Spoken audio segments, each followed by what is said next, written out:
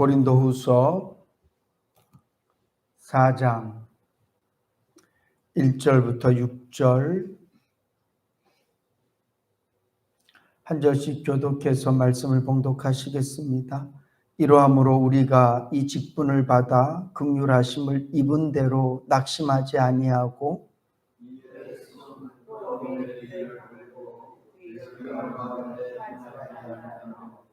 하나님의 말씀을 분답해 아니하고 오직 진리를 나타내므로 하나님 앞에서 각각 사람의 당시에 만일 우리 복음이 가리웠으면 망하는 자들에게 가리운 것이라.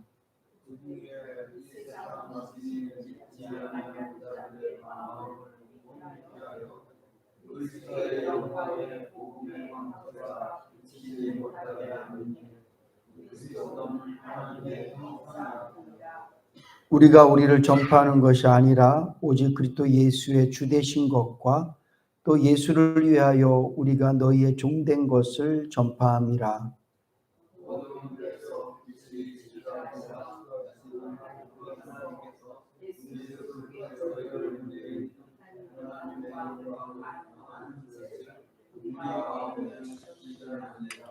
아멘. 우리가 예수 믿으면서 굉장히 예수 믿는 사람답게 누리지 못하고 또 예수 믿는 사람답게 살지 못할 때가 참 많이 있습니다. 가장 큰 이유 중에 하나는 내가 예수 믿는 게 얼마나 큰 복이라는 것을 잘 모르기 때문에 그런 것 같습니다. 이렇게 예배 시간이라든가 어떤 특별한 시간에 당신 예수 믿는 거 믿습니까? 그래도 우리는 아멘 해요.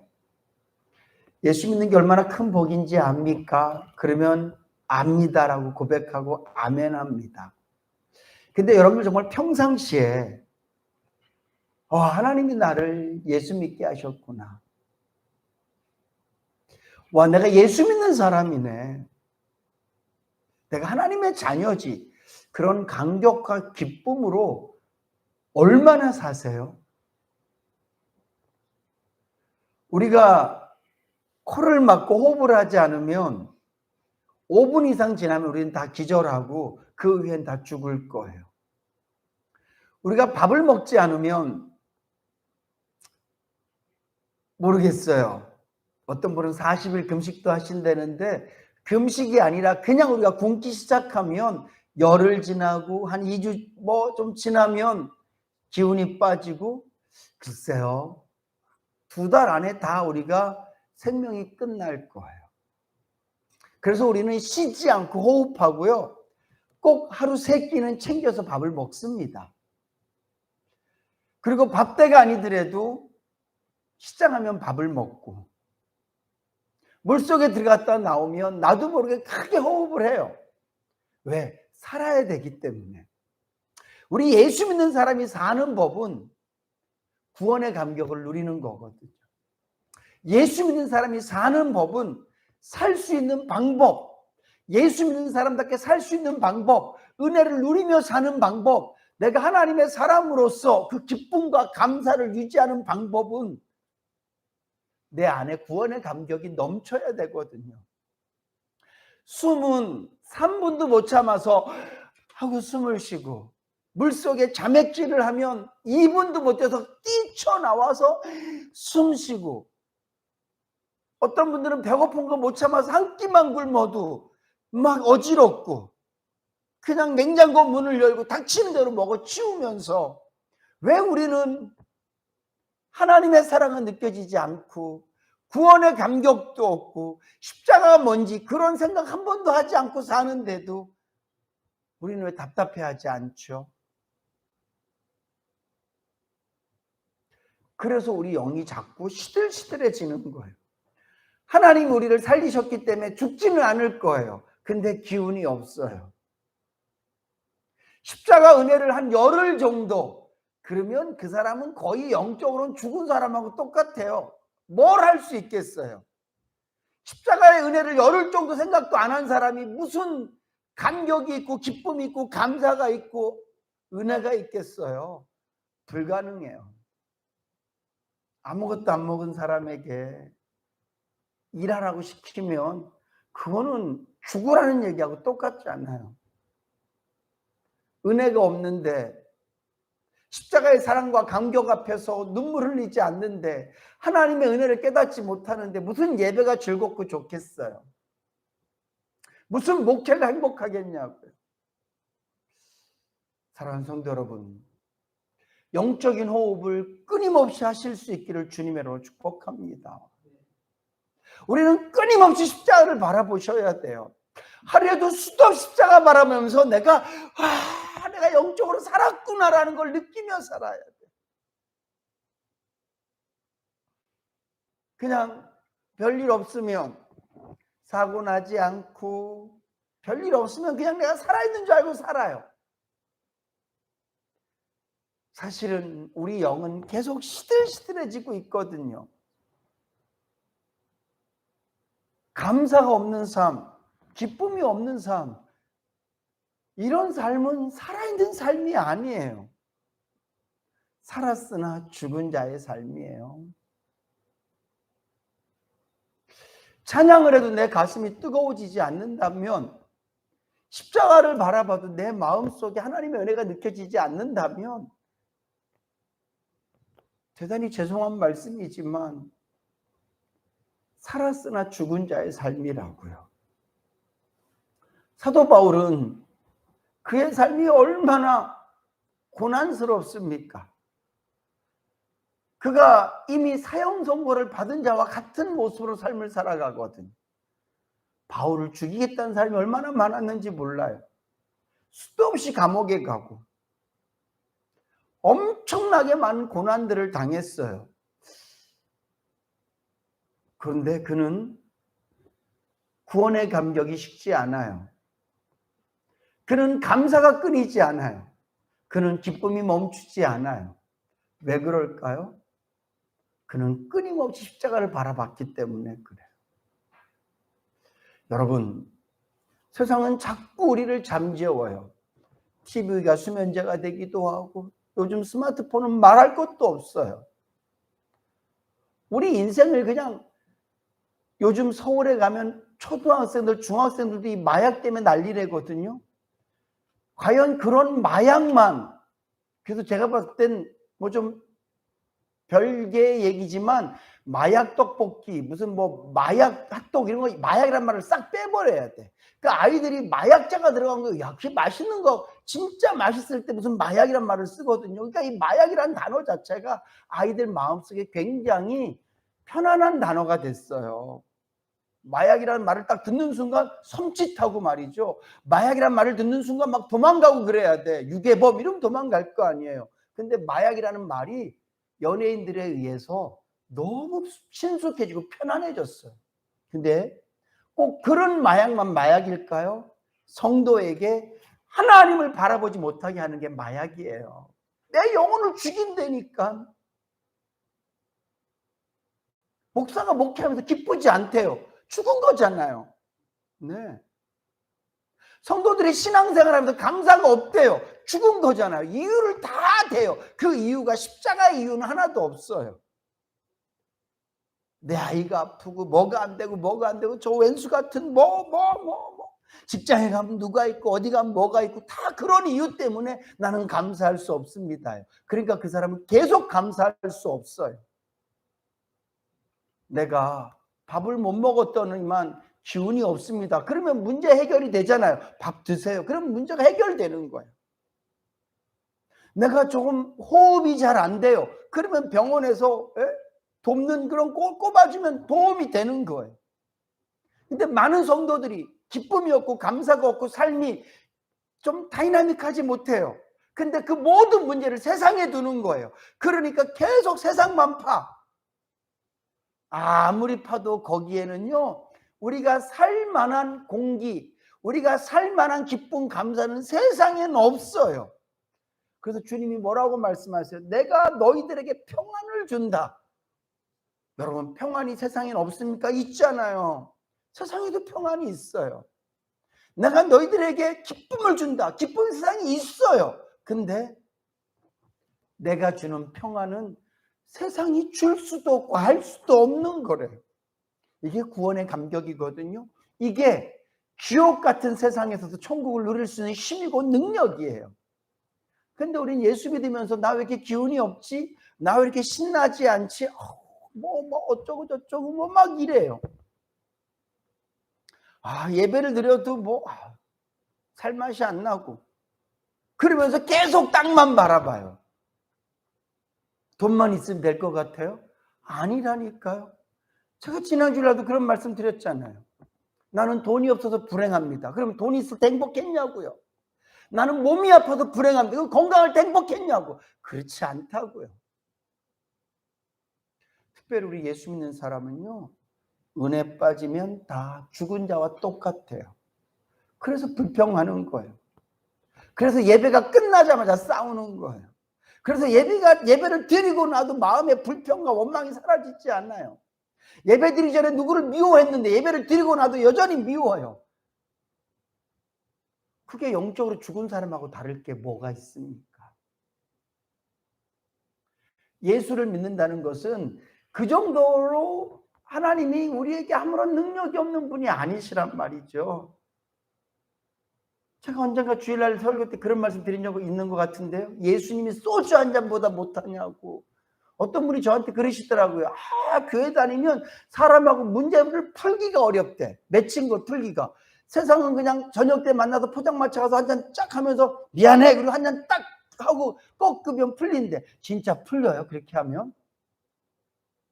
근데 예수 믿는 사람들은 못 푼대요. 여러분들도 그렇게 생각하세요? 예배를 드리는데도 안 풀려요? 미움이 안 사그러져? 내가 주님과 호흡하고 있지 못하기 때문에 그런 거예요. 호흡하셔야 돼요. 하늘을 좀 누리셔야 돼요. 예수로 나의 구주 삼고 성령과 피로써 거듭나니 하늘 영광을 누리로다 보리로다. 세상과 나는 간 곳 없고 구속한 주만 보입니다. 이게 신앙이에요, 여러분. 에이, 그런 게 어디 있어. 이 말은 예수 믿지 않는 사람이 부활이 있다고 말할 때 에이, 부활이 어디 있어. 이 말과 똑같은 거예요. 예수 밖에 있는 사람들은 하나님을 부인해요. 예수 안에 있다고 말하는 사람들이 하나님의 능력을 부인하는 사람들이 얼마나 많은지 몰라요. 체험해보지 않아서 그래요. 바라기는 오늘 저와 여러분들이 영적인 호흡이 잘 돼서 십자가를 계속 좀 바라보시고, 물속에 들어가면 1분도 안 돼서 뛰쳐나와서 호흡하시는 분들이 왜 십자가 바라보지 못해서, 왜 하나님의 은혜 바라보지 못해서 세상에 묶여서 세상에 쌓여서 감사 빠지고 기쁨 빠지고 그런 삶을 살면서는 왜 안 뛰쳐나오냐고요. 왜 그 슬픔 속에 그냥 꽉 묻혀갖고 사단이 그냥 목 잡고 그냥 꾹 눌러갖고 너는 불평만 먹어, 너는 원망만 먹어, 너는 미움만 먹어, 그러면서 그냥 꾹 누르고 있는데 왜 그냥 주여 하고 좀 뛰쳐나와서 좀 십자가 바라보면서 숨 한 번만 쉬면서 할 텐데 왜 그거 안 하는지 모르겠어요. 예수 믿는 건 절대 시시한 거 아닙니다, 여러분. 지금 이 세상은 돈이 최고예요. 왜? 돈이면 다 되니까. 정말 그렇잖아요. 돈이면 하고 싶은 거 다 할 수 있어요. 제가 요즘 인해교회 생각하면서 어르신 생각하면서 정말 교회 좀, 제 아내는 저보고 당신은 추진력이 없대요. 근데 저는 추진을 하고 싶어도 누울 자리를 벗고 발을 뻗고 하나님께서 하시기를 저는 기다리는 그런 마음이 되게 기도만 하고 있는 거예요. 하나님 저희들에게 은혜를 베푸시고 도와주세요.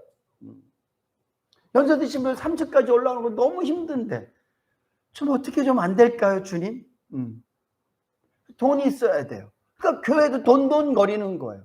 근데 여러분, 좀 우리가 하나님께서 그런 은혜를 안 주셔서 불편하게 예배를 드려도 하나님하고 호흡하면 살 줄로 믿으시기 바랍니다. 오늘 바울이 그 얘기하고 있는 거예요. 야, 예수 믿는 거 절대 시시한 거 아니다. 6절 말씀 지난주에 말씀드렸잖아요.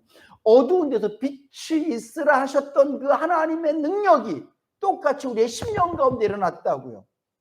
태초에 하나님이 천지를 창조하실 때 혼돈스럽고 공허하고 텅 비어있는 곳에 하나님께서 말씀으로 빛이 있으라 시작으로도 시작을 해서 마지막 6째 날까지 모든 것들을 창조하셨던 것처럼 죄 때문에 죽었던 우리의 심령, 사망의 냄새가 풀풀 나고 진리라고는 찾아볼 수 없던 뭐 아름다운 것, 괜찮은 것은 절대 찾을 수 없는 깜깜하고 혼돈스럽고 죽을 수밖에 없는 우리의 심령 가운데 예수 그리스도의 빛을 우리의 심령에 비춰주신 줄로 믿으시기 바랍니다. 이 엄청난 것이 우리의 마음에서 일어날 것 말이에요. 이게 이 지구에 그 첫날부터 시작을 해서 6날까지 하나님께 일하심으로 말미암아 오늘이 있는 거잖아요. 우리의 심령 가운데 하나님께서 그 일을 하셨단 말이에요. 근데 우리가 그걸 못 누리고 살아요. 오늘 사도 바울 보세요. 그렇게 내 안에 예수 그리스도의 빛이 하나님의 영광을 아는 빛을 우리 마음에 비추었다. 그 하나님의 영광을 아는 빛이 어디에 있었다고요? 그리스도의 얼굴에 있는, 이게 사도 바울이 모세 얼굴에 빛이 있었다라는, 율법을 통해서 빛이 있었다라는 그 얘기랑 다 이렇게 연결되어지는 거거든요. 모세의 빛은 금세 사라지는 빛이에요. 그는 인간이었기 때문에 하나님을 보아서 하나님의 빛이 그 얼굴에 발광되어져서 잠깐 비쳤지만 예수 그리스도의 얼굴에 있는 하나님의 영광을 비추는 그 빛은 우리의 심령 가운데 왔을 때 영원히 꺼지지 않는 빛인 줄로 믿으시기 바랍니다. 이 빛이 너희들 마음에 비쳤다라고 바울이 얘기하고 있는 거예요. 우리가 예수를 믿는다는 것은 이렇게 엄청난 일이 우리에게 일어났다는 거예요. 저는 잘 모르지만 제가 아주 어릴 때 새마을 운동이 막 일어났잖아요. 지붕 고치고 길 내서 막 신장로 생기고. 제가 중국 선교 막 다닐 때 가보면요, 도착해서 일주일 지나서 그 도시에 다시 가보면 도시가 또 막 바뀌어져 있어요. 그래서 중국을 차이나라고 말하는데, 와, 중국은 진짜 매일매일 차이나, 제가 그랬었거든요.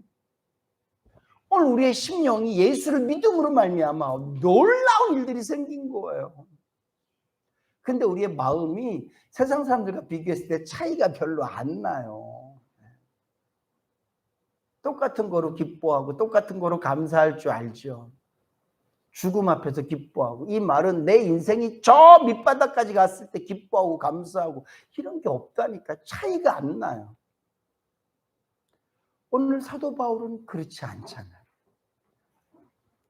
예수 그리스도의 얼굴에 있는 그 빛, 다른 말로 하면 하나님의 영광을 아는 빛이 우리의 심령 가운데 왔다. 이것은 마치 태초에 하나님이 빛이 있으라 하실 때와 똑같은 역사가, 똑같은 능력이 우리의 심령 가운데 생긴 것이다. 그래서 오늘 1절부터 보면, 그러므로 말미암아 그런 것들 때문에 내가 이 직분을 받아서 긍휼하심을 입은 대로 낙심하지 않는 거예요. 여러분, 오늘 저와 여러분들이 사도 바울과 같은 그런 하나님의 영광을 아는 빛이 우리의 심령 가운데 꺼지지 않고 타오르면 우리가 낙심하지 않게 될 줄로 믿으시기 바랍니다. 바울은 고린도 교회가 니까짓 게 무슨 사도야 이렇게 얘기할 때 낙심하지 않아요. 여러분들 어떠세요? 장로님들에게 누가 당신이 무슨 장로야, 그럴 때 마음이 어떠실 것 같으세요? 네가 뭘 했어? 너 우리한테 온다고? 다시 추천서 다시 보내. 네. 여러분들이 만약에 저한테 구 목사 지금까지 한 20년 목회했으니까 다시 한번 당신 점검해 볼게요, 그럴 때 열심히 주의를 하는데 계속 안 좋은 일들이 생겨요. 그럴 때 여러분들이 열심히 신앙생활 하는데 여기서 뻥 저기서 뻥 자꾸 안 좋은 일이 생겨요. 그럴 때 우리의 심령이 어때요?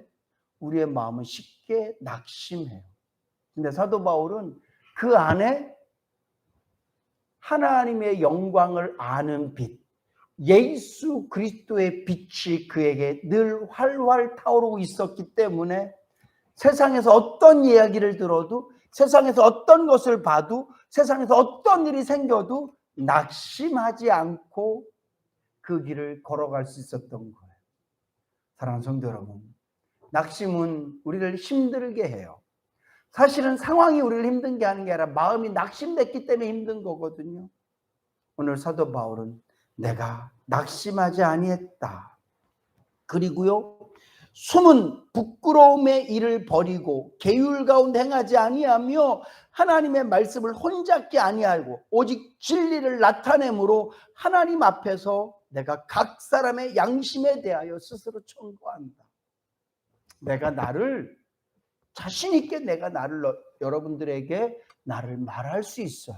그게 어떤 거냐면 나는 사사로운 인간적인 어떤 욕심이라든가 그래서 아주 그냥 뭐 눈속이 많은 이런 것으로 나는 여러분들과 한 번도 대해본 적이 없어요.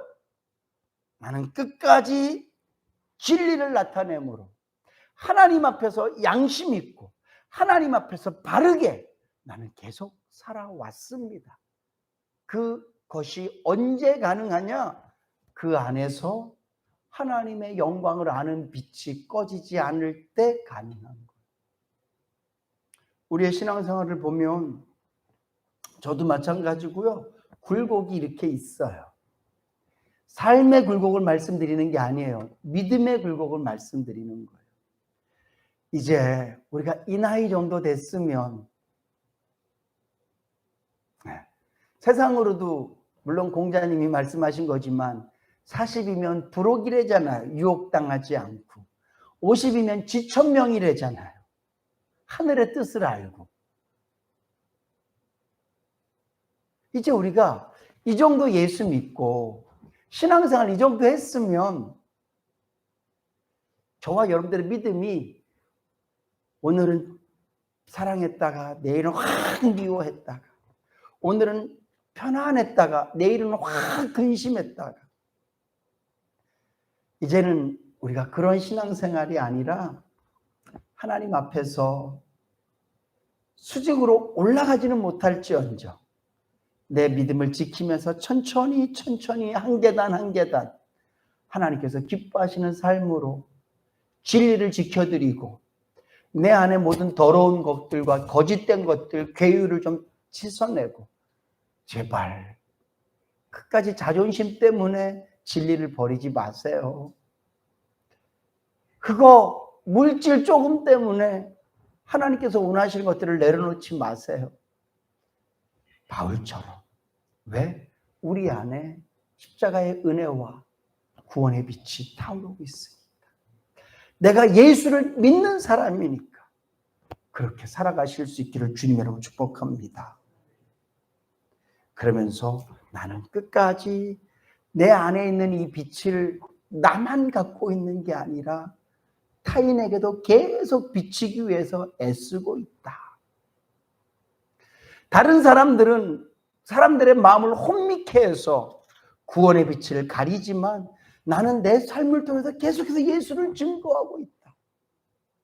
여러분, 가장 좋은 배움은 가르침이라 그러더라고요. 저도 이렇게 보면 내가 알고 있는 것을 누군가에 가르칠 때 특별히 목사가 참 좋은 게 뭐냐면요.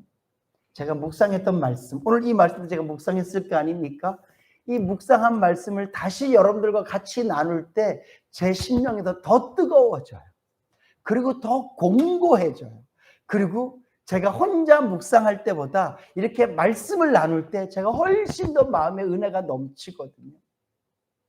오늘 저와 여러분들의 마음의 불이 자꾸 꺼지는 이유가 어딘 줄 아세요?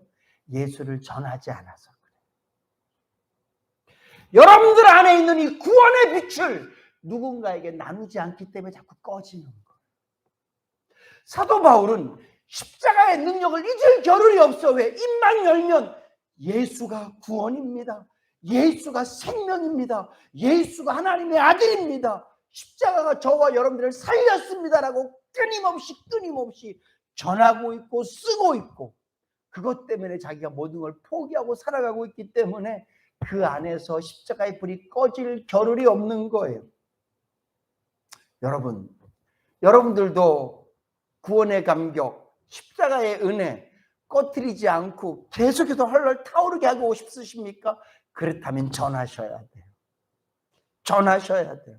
전할 사람이 없으면 그 사람의 이름을 불러가면서 주여 내가 믿고 있는 십자가의 능력, 그러면서 그 십자가의 능력을 그대로 다 전도하듯이 그냥 기도로 말씀하세요. 내 사랑하는 아들에게도 십자가의 능력이 전달되어져서 예수가 그의 구주이시며 하나님이 살아계신 하나님이시며 창조주이시며 천국이 믿어지게 하시고 전도할 내용을 그를 붙잡고 기도하세요. 끊임없이 내 마음에 있는 예수의 불을 내 입술을 통해서 뱉어서 전해서 누군가에게 이 불을 또 붙이려고 했을 때 우리의 불은 더 활활 타오르게 될 줄로 믿으시기 바랍니다. 바울이 복음을 전할 수밖에 없는 이유는 그의 심령 안에 하나님의 영광의 불이 붙었기 때문이에요. 그리고 이 불이 꺼지지 않는 이유는요, 이 불을 계속 전하고 있기 때문이에요. 오늘 저와 여러분들은 예배 시간에 잠깐 붙었다가, 기도할 때 잠깐 붙었다가, 말씀 묵상할 때 잠깐 붙었다가 누군가에게 전하지 않으니까 내가 이 불을 또 생각하지 않는 거예요. 다시 우리는 일상으로 돌아가서 돈 버는 생각 가득 차 있고 세상의 염려와 근심 걱정에 또 다시 매몰되어져요. 근데 저와 여러분들이 사도 바울의 고백처럼 때를 얻든지 못 얻든지 내가 복음 증거에 내 생각이 몰두돼 있다면, 내가 늘 거기에 초점이 맞춰져 있다면 내 안에 하나님 주신 이 구원의 등불은 꺼지지 않을 것입니다. 예수 믿으십니까? 여러분들이 믿는 예수, 내가 믿는다고 말한 이 고백이요, 그냥 이사 한번 한 정도 아니에요. 내가 좋아하는 물건 하나 산 정도 아니라고요.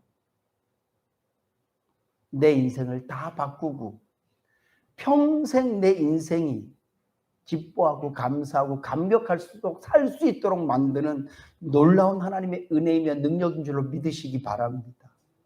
누리셔야죠. 뺏기지 말아야죠. 그래서 우리는 마치 물속에 잠겼다가 숨 차서 물 위로 올라와 크게 호흡하는 것처럼 세상살이 속에서 그냥 거기 있다가도 내 심령 안에 내 영이 시들시들해지고 죽어가고 구원의 감격도 없고 하나님의 사랑과 은혜가 잘 느껴지지 않을 때 빨리빨리 십자가 앞에 나와서 크게 호흡하고 내 영을 좀 살리고요. 내 안에 이 구원의 등불이 꺼지지 않은 상태에서 살아가셔서 생각도 말과 행동도 거짓되지 않고 진리 가운데서 또한 예수를 더 증거하는 뜨거운 구령의 열정으로 누군가에게도 이 불을 붙여주고 내 불은 더 활활 타오르게 만들 수 있는 그런 저와 여러분들 되실 수 있기를 주님의 이름으로 축복합니다. 기도하시겠습니다. 하나님, 그렇습니다. 예수를 믿는다는 것은 이렇게 엄청난 하나님의 은혜이고 내 안에서 정말 놀라운 일이, 천지개벽 같은 일이 우리에게 일어난 사실임을 알게 하여 주시옵소서. 또한 십자가의 은혜가 날마다 나를 살게 하시고 이끌어 가시고 새롭게 하심을 믿고 그 은혜 안에서 생각하고 말하고 행동하는 죄들 되게 하시며 특별히 또 다른 영혼들에게 예수 그리스도의 영광의 빛을 전하기 위해서 발부둥치고 애써서 나의 불이 더 활활 타오르는 그런 멋진 성도의 삶 살 수 있도록 도와주시옵소서. 예수님의 이름으로 기도드립니다. 아멘. 하늘에 계신 우리 아버지여, 이름이 거룩히 여김을 받으시오며 나라에 임하옵시며 뜻이 하늘에서 이루어진 것 같이 땅에서도 이루어지이다. 오늘날 우리에게 일용할 양식을 주옵시고 우리가 우리에게 죄 지은 자를 사하여 준 것 같이 우리의 죄를 사하여 주옵시고 우리를 시험에 들게 하지 마옵시고 다만 악에서 구하옵소서. 대개 나라와 권세와 영광이 아버지께 영원히 있사옵나이다. 아멘.